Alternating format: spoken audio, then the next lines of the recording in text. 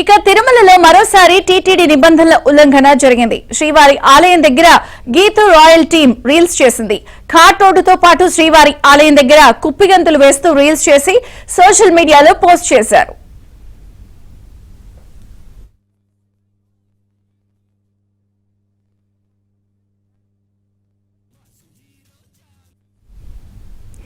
ఇక తిరుమల పవిత్రకు భంగం కలిగిస్తూ రీల్స్ తీయడంపై భక్తులు తీవ్ర ఆగ్రహం వ్యక్తం చేస్తున్నారు. తిరుమలలో టీటీడీ నిబంధనలు ఉల్లంఘించి శ్రీవారి ఆలయం దగ్గర Geetu Royals and team reels చేసింది. ప్రస్తుతం దీనిపై భక్తులు ఆగ్రహం వ్యక్తం చేస్తున్నారు. పూర్తి వివరాలు జితేంద్ర అందిస్తారు. జితేంద్ర.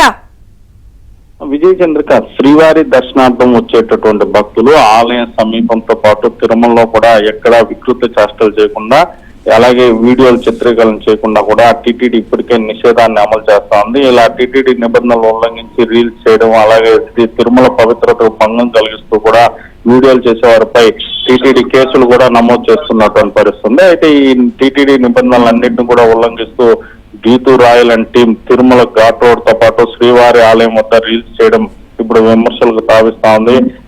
ఓ సినిమాలోని పాటతో ఆమె రీల్స్ కూడా చిత్రీకరించి సోషల్ మీడియా పోస్ట్ చేయడంతో ఆ సోషల్ మీడియాలో రీల్స్ చూసినటువంటి శ్రీవారి భక్తులు కూడా తీవ్ర ఆగ్రహం వ్యక్తం చేస్తూ గీతు రాయల్ అండ్ టీం పై కూడా మండిపడుతున్నటువంటి పరిస్థితుంది.